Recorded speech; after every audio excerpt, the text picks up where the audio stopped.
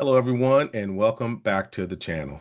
Today, I wanted to take a little bit of time to follow up on a video I recently posted about self-care and had another one that I posted today with me out there practicing what I preach, so to speak, with some self-care.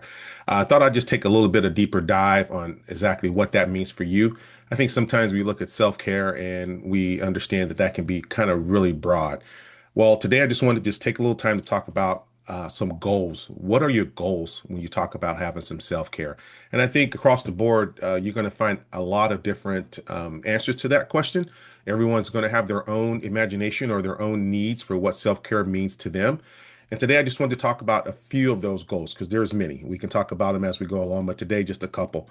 Today, when it comes to self care, we want to talk about some goals. So let's say number one, health. Let's just say you want to be healthier.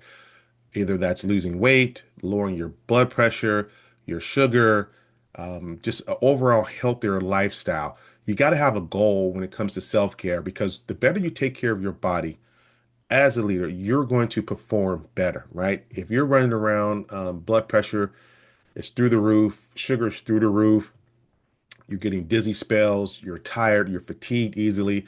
Let's talk about our physical well-being and our health. What does that look like? How can I take care of myself?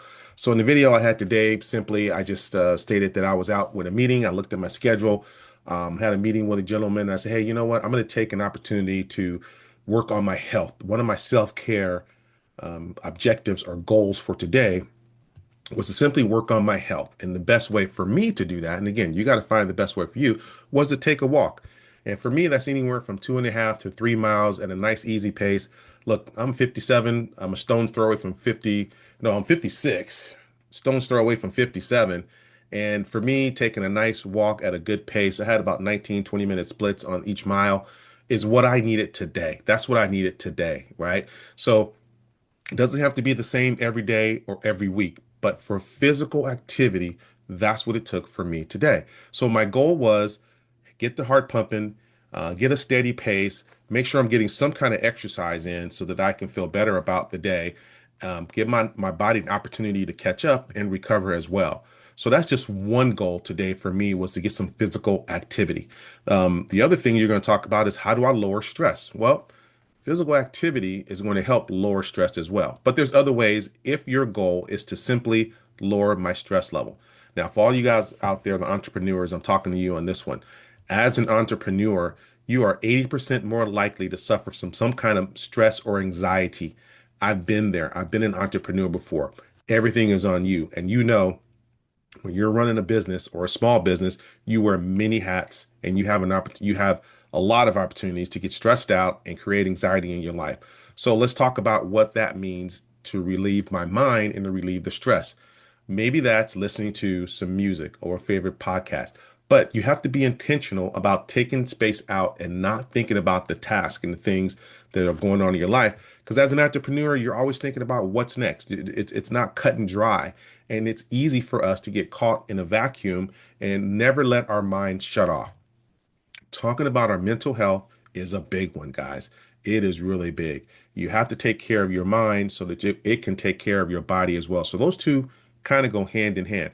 But what that looks like for you is going to be different. Maybe it's reading a book, listening to music, whatever it is to take the stress off your mind. Painting. I know for me and my family, we have painters in our house that they love to paint. I love to build. Even yard work. If yard work can do a combo for you where you're actually out there and you're getting some physical activity along with stress relief with your mind and your thoughts, and you're able to not think about the task and the things you have ahead, even that right there is going to be great. Because we all know as a leader, the less stress you have, the more calm you're going to be, the better decision maker you're going to be for your organization or the people that you're leading, whether that's at home, at work, whatever that is. When your mind is right and your body is right and you're not carrying the burden, and I always like to characterize it like this. When we get super stressed out, we're at a 10, sometimes 11 or 12 out of 10, right? And we know we're gone. You can't start the day at a 7. When you start the day at a 7, it's so easy to get up to that 9 or 10. Now you're redlining.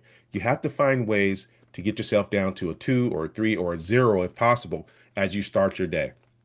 So when things get thrown at you, you're able to adjust, you're able to handle them well. Because when we start redlining and things start piling up on our plate, things start falling off real quick, and then we get caught in a spiral, and it's not good. So I just wanted to take this time in this moment to clarify with you guys on those couple of things as we talk more about self-care in the upcoming videos and series.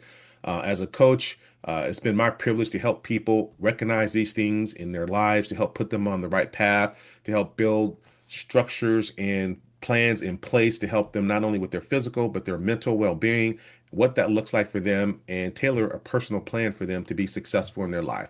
Because, guys, it can be very stressful as we're going out there every day. And it's my heart to be able to help you and at least make you aware of some of these things and ways that you can do it. Plan ahead always. You can always plan ahead. Even the little things count. If you don't have that 45 minutes for a walk today, then do it another day, or just take 15 or 20 minutes.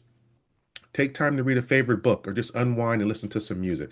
Many different ways we can go about that. If you got any questions or concerns, please hit the like and subscribe button. I'd love to bring you more of these videos and content to help you on your journey as a leader, to help you with things like self-care and entrepreneurship. We'd love to be able to do that for you guys. So hit the like and subscribe button. This is Coach Steve Hosey. And tune in for our next videos and check out the short when I'm out there practicing what I preach, so to speak. So hope you guys are all doing well. Take care of yourself and God bless. I'll see you next time.